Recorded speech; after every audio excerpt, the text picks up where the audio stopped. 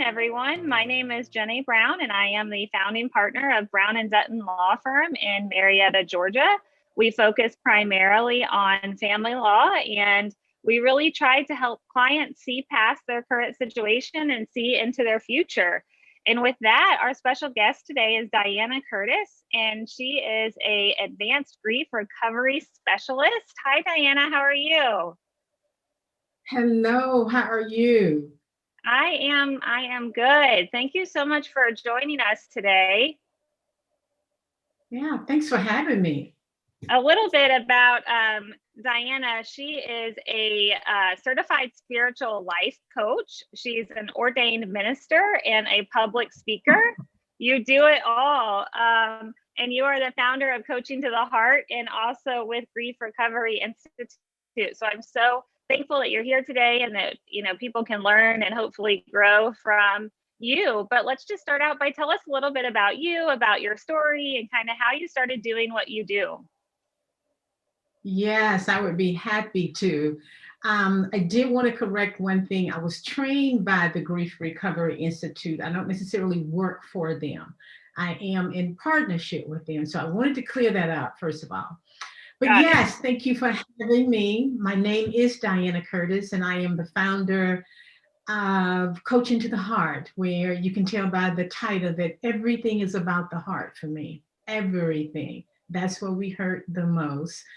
And in Coaching to the Heart, I primarily help women, mostly women. Few men have come in. I help them overcome the emotional pain of grief after losing a loved one. So most of my work is around relationships, the loss of a relationship, whether it's through death, you know, the big one, Yes. and or divorce, which is a close second behind death, or breakup, or just any type of separation. So anyone who's going through that type of heartbreak and pain, that's what I do. And you ask about my story. I believe the reason that I'm doing this work is because I've experienced both, first of all, death and divorce. The death of my mother at the tender age of 3. So I had no idea what Wow. was going on in my life when that happened. A 3-year-old absolutely could not process that. But I did know, I think I believe in my body felt that mom just left. And at that point, there was not a lot of tools. The adults in my life didn't have the tools to support me in processing the pain of losing your mom. Also, I've gone through a divorce. I was in my mid 30s, and that too was a slow death.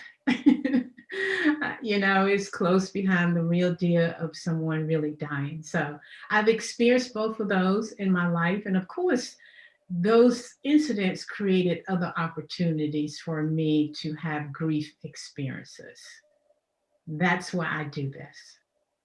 I think it's so interesting because, in your experience, and your mother died at age 3, right? And so a lot of people think that's such a tragic story, but it's a 3-year-old, right?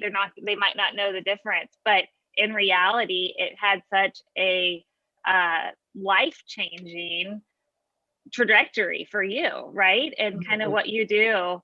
And I think that a lot of people with divorce have that same mentality of where, maybe they're divorcing and their children are very young and they think, well, they're not going to know a difference because they're 6 months or 4 or 5, however old it is. And like you said, divorce is a death, right? It's a death of their dream, of their expectation, of their life plan. So what do you do to kind of start the journey of helping people or figuring out if they need help? What does that look like? Yeah, so I want to piggyback a little bit on what you just said about the loss of our hopes and our dreams and expectations with a person. That's one of the definitions that most people don't pay. We know we're grieving something that has changed, the loss of hopes and dreams that we had with a person, but not a lot of people hold it that way. And hope tends to die very hard. We're still hoping for that aspect of the relationship that has changed, whether it's a divorce or something totally different. We just hope for it. We want it. So when we can't have it as human beings, what do? We grieve it. We grieve it. So, what does it look like for someone to work with me? Well, first of all, I believe that we know when we are grieving. We might call it something different. We might call it loneliness, isolation, worry, fear, guilt, or even depression, Mhm. as opposed to having that unresolved grief in our bodies. So normally what happens when a person is interested is working with me is they've experienced a death or they're going through a divorce. The two D's, those big D's, right? Yes. And they know that they're grieving. So they come to me and we connect, and see if we're a good fit for each other. And then there's a process that I take them through.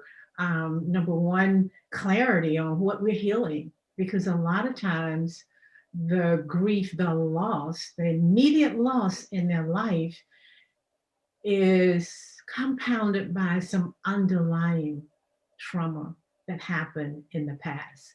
So we get very clear on what we are healing. Mhm. And then, of course, there's a process. It would take me a minute to give you that process. But the bottom line is it's very comforting, it's very safe. Grief is complicated, and it's not to be compared with anyone else's grief. It's complicated, it's hard, it's yours, and yours is going to be much harder than mine. It's because you're carrying that emotional burden.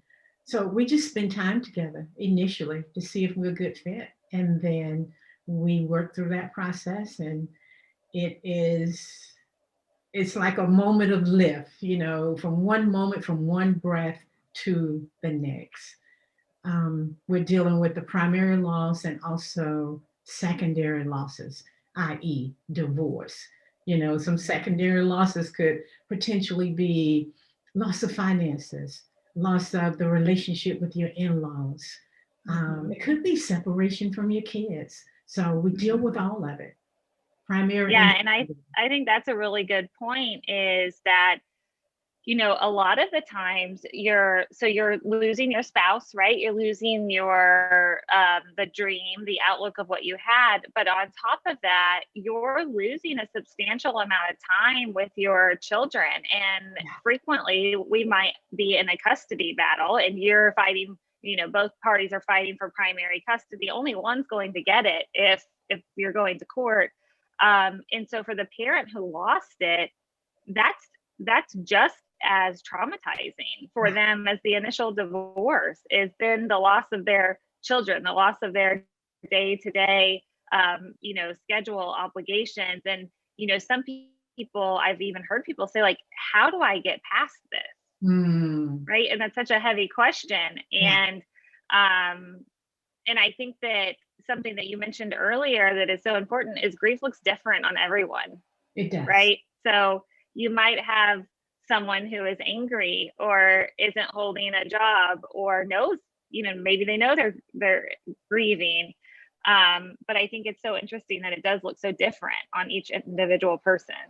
It absolutely does. And one of the things you just said reminded me of the children get left out in processing their grief. In fact, sometimes the adults get left out because when I went through a divorce, my primary focus was making sure our basic needs were taken care of. Hmm. So of course I'm going to work. I'm making sure that fed, there's clothing, there's housing and shelter, and self-care for both the entire family kind of get pushed to the side, and Yep. especially with the children. Yeah, yeah. Yeah. I think that's something our clients deal with a lot, because those are the most pressing questions, right? They're thinking, where am I going to live? How am I going to afford my house on a one household budget? What about changing the kids' school and getting them situated? And sometimes the last thing they think about is the emotional effect of the divorce, because they're thinking, well, I'm trying to maintain normalcy and just act like everything is okay. If I act like it's okay, it is okay. Right. And what I've seen, and I'm sure that you could give more information on this, is that that can only last for so long. Right. Right. At some point, well, let me just say that emotions, they're good. Not all of them are comfortable. And the ones that we swallow and we push down, we might drink, we might overeat, whatever coping mechanism we develop, eventually those emotions will express themselves. Oftentimes, it's when we least expect it. It's in unpleasant ways. It's in anger. It's in frustration. It's in, overflowing fear. So those emotions will come up that will not that will not survive long. And then if we keep pushing and stuffing, those emotions may show up as a physical illness. It could be something as simple as a rash. It could be a lesion on your mouth. It's just something those emotions are wanting to express. We keep pushing down, they are coming up. Yeah. Yeah. So we want to, I'm sorry. It's crazy. It's just crazy that you can have physical things with your body, right, occur with something that is not physical at all. But Yeah. you might be trying to find a remedy that is to a medical problem that might not be a medical problem in the first place, as far as like a steroid or a cream, that might not be the solution at all. Right. The topical stuff will not help. It's more about the shifting of the mindset, mental wellness. And we tend to regularly get a physical checkup, but we don't always think about our emotional checkup, our mental checkup. We do all the hygiene things every day, but a lot of times we don't think about, well, I need to focus on my mental hygiene. Exactly. And that changes everything, including the body. Yes. Yeah. What should people be looking out for, or paying attention to, whether it's in themselves or their children, when there is a event that is traumatizing, whether it's a death or a divorce, or even something in their school, or a death of a friend? I mean, what are some things that people should be looking out for? Yeah. So I believe it's all about those changed behaviors. Let's just start with a child. A young child who used to be very active, very vocal, began to get very quiet and just go within, very, very quiet. The one thing that I have learned, and I know from experience, is our children tend to model our behavior. If we're not expressing sadness, and it's okay to cry in front of your kids, it's okay. But if we're stuffing it down, the kids will stuff it down too. They're watching us and they model what we do. So, in that process, whether the child has lost a pet, or a grandparent passed away, or maybe a parent is incarcerated, and their behavior in school starts to change. They may be a bully. They may start bullying other people, other children. Their grades could potentially be affected. So just watching the behavior changes. And the same thing with the adults. How am I changing? What's happening? Am I crying a lot? Am I seeing things that remind me of the person who has passed? And I'm crying, just crying, and I can't stop. There's nothing wrong with the tears. The tears make us feel all better, but it's when it's prolonged and we're unable to manage and process it. Yeah. Yeah. I think that's so good to think about too, because I'm a parent. I have two young children, 4 and 6, and so often as a parent, my instinct, and I think a lot of parents' instinct is a corrective measure, right? So if your child is, for example, being a bully, or they're having trouble at school, your instinct is to correct that behavior, right? But it's not very often that it comes natural to me. And I would assume many other parents to think, well, why are they doing that? My instinct is stop doing that. Don't hit your friends. Don't call people names. Stop throwing a fit, but not thinking about, well, why are they exhibiting that behavior? What is making them do that? Yeah, I love that. It is more about the why and less about the what. And I say that with caution. We have to address the what, but the languaging around that is so important. Allowing the child space to communicate and talk about, number one, what has just happened. Number two, how are they feeling about what just happened in terms of a loss? You may have taken them from their friends. Well, let's not talk about the pandemic, right? And the fact that Yes. they can't be with their friends. So creating space for the children to talk about it, and then understanding how to communicate to them about the behavior without blaming and making them feel that they are bad. We talk about what you did was inappropriate, but that's not who you are. And these are the consequences. There still may be some consequences, Yes. but expressing to the child, that's not who you are. It's something you did. And we need to correct that. So Talk thanks for about bringing that up. patience, right? I'm sorry? Yeah, I said, talk about patience. That's really hard to have. Yeah, I say it like it's easy, right? Well, it sounds natural coming from you. I think about, well, and my kids, and I'm like, tell me why did you do that? And, they're like, I don't know. Yeah. But sometimes it is so it really requires that step back from the situation and give them time. And frequently they might tell you something that surprises you. Yeah. And maybe it does sound natural coming from me because my kids are all grown now. So I'm not having to do it. I'm kind of beyond that stage.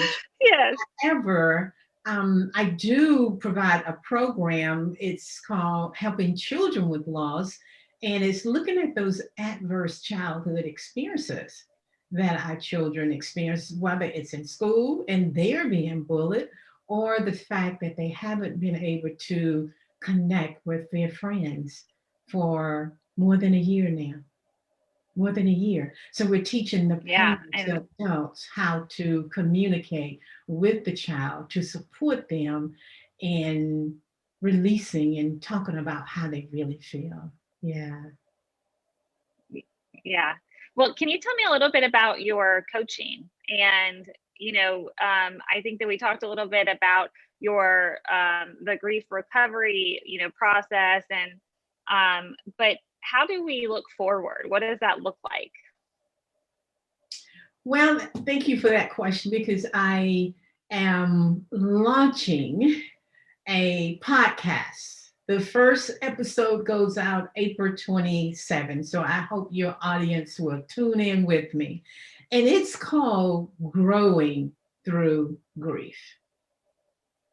Grief is a process, it's an emotion that we all will experience if we continue to live, if we haven't already. Losses, losses, losses. So it's an emotion, and what it looks like is knowing, number one, that as humans we're going to experience some things that break our heart, right? So the key is to address it, not deny it, feel the feelings as they come up, and let them move through your body and just grow from one moment to the next. And I'm not implying by any means that is going to always be easy. There will be times that you laugh, times that you're having fun, and in the midst of that, you may burst out in tears. My message in the podcast will be surrender and allow it to happen, let it happen, and grow through it. It's a growing process. So if you're going Yeah, to experience grief, grow through it. What did you learn from that moment versus that moment?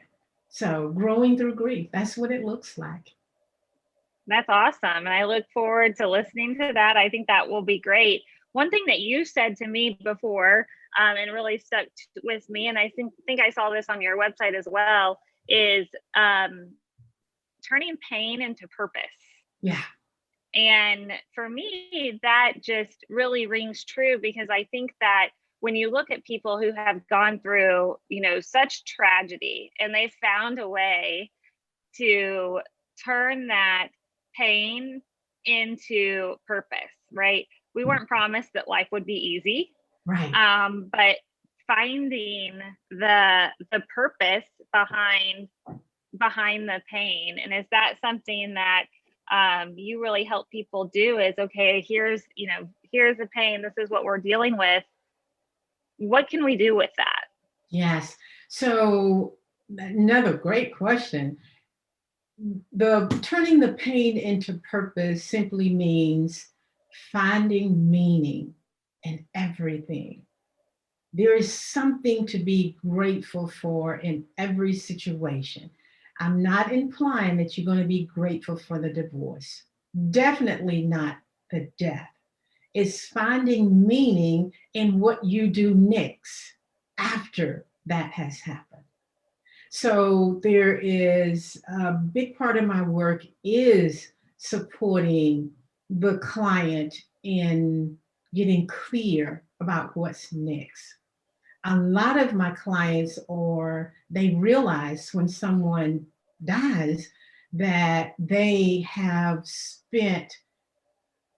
lived most of their life already, and there's less. Say, for instance, a 60-year-old, the expectation may be another 40 years. So you've lived most of your life, and you begin to think more deeply about what is next. How would I like to live? How would I like to turn this loss into honor and love in the case of death for my loved one? Which is exactly, I think I'm a very good example of that. Everything I do is to honor my mother when it Mm-hmm. comes to my business. So I've turned that pain and I've reframed it. I hold it differently. Doesn't mean I don't have my moments, but I hold it differently now. So I'm honoring the love for her more than I honor the pain. Mm-hmm. So the purpose, the legacy around helping women who are grieving, and especially women who have lost their mothers. Does Yeah, that answer your I think question? it does. I think that's great. Something else that I thought about, and you and I have talked about this before, is understanding behavior and why your behavior is a certain way. And some people have no idea where that comes from.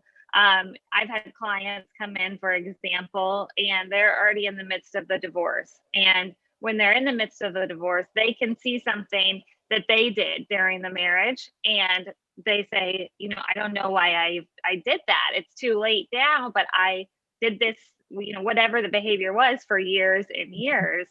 And their answer is, but I don't know why, right? Like but they're, I think that something so important that you do is helping people figure that out, Yeah, so that moving forward, they understand that, they understand why do I jump to, being angry and screaming in a situation that is not warranted, or whatever the situation is. I think that you helping them get to the root of that yeah, is just a trajectory to change their life moving forward. yeah. I mentioned earlier at the beginning of the process, we're doing an assessment to see if there are some underlying traumatic issues that happen in the case of one of your clients. It may be that he or she tend to want to go with females. She's really responding to some daddy issues, but she's striking out at the husband.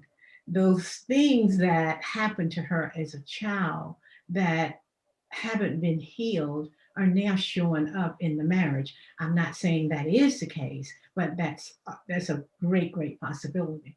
So that's why those adverse childhood experiences and that body of work is so important. Yeah. Yeah. Well, tell me a little bit about just the process, what it looks like for a person once, you meet with them and they decide, look, this is a good fit. I really want to work on myself and I'm interested in this. What does that look like for them moving forward through the process? Yeah. So moving forward to the process, the very first step would be to do that assessment. What's been happening? What's going on? What have you tried before? What are some underlying issues that may be keeping you stuck in grief longer than you would like to be? Then we come up with a customized plan of action. How do we work through this? We map out a plan for your particular situation. And we work through it. We address those issues. I call them the four pillars, that spiritual piece, that mental, that emotional, and the physical aspect of who you are. Vision is huge. Vision is huge.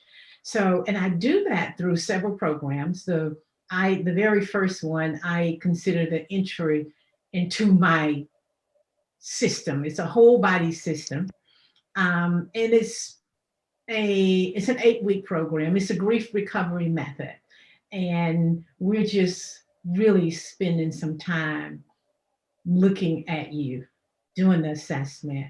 We are spending some time talking about things that you may have totally forgotten about. We are looking at spaces in your life where you were unable to communicate some things to people who may no longer be with you. They may be, I wish I had told my grandmother that she was the best thing ever happened to me. So there's a huge communication piece. That's an 8-week process. And I have other programs, but the one that's dear to my heart is again, helping you grow through grief, transcending and rising above the pain has a component that really support the client in reconnecting back to themselves. Because when we're grieving, we disconnect from who we are. We tell ourselves stories that are not always true. So there's a big component into reconnecting back to the truth. In my case, I told myself that I was abandoned when my mother died.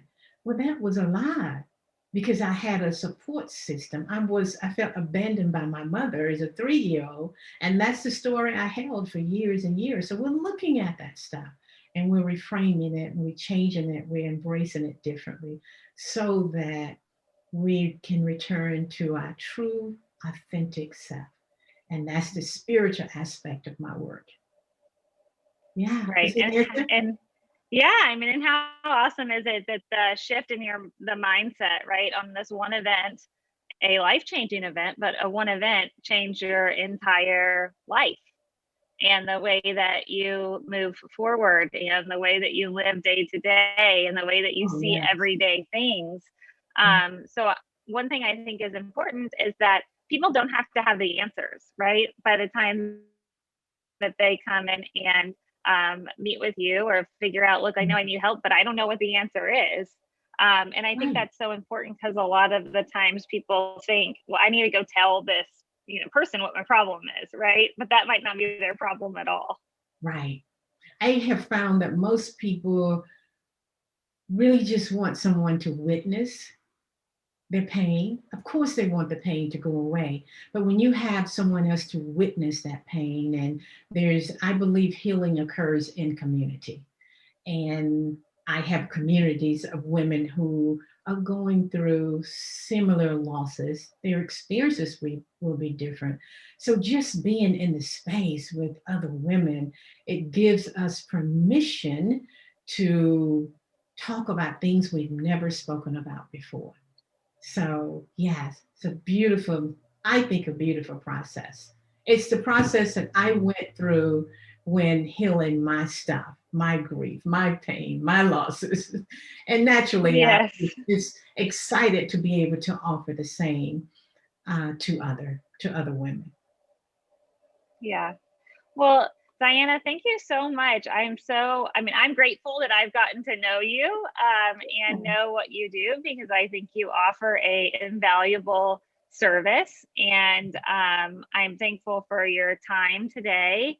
But what I'm going to do is I'm going to put if I can figure out how to share a screen, it's 50-50 with me here. So let's see, I'm going to share your contact information. Oh, perfect. So that everyone has it. Let's see. So everyone has it here.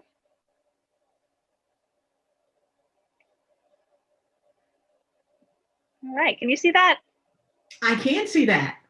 Yay, you have the logo. Okay, perfect. Yes. And so tell me one more time, and we'll share it at the bottom of the video and where we, send it out and all of that. But tell me one more time the name of the podcast. I'm really looking forward to listening to that. Yes, the podcast will be Growing Through Grief. And my very first Growing episode, Through Grief. I love that. Yeah, my very first episode is April 27th, next week.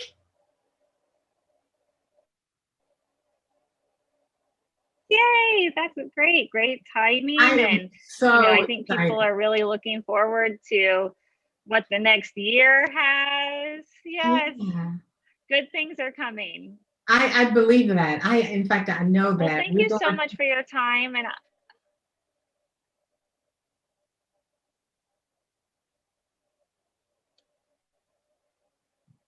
yes, I feel like everybody is just ready for good, right? Which is so refreshing to think that there's a positive outlook moving forward. Yes. Well, thank you so much, and I appreciate your time. I will be in touch with you soon, but if anyone wants to get in contact with you, your information is here. And thank you again for what you do. Thank you for inviting me. I enjoyed it. Bye now.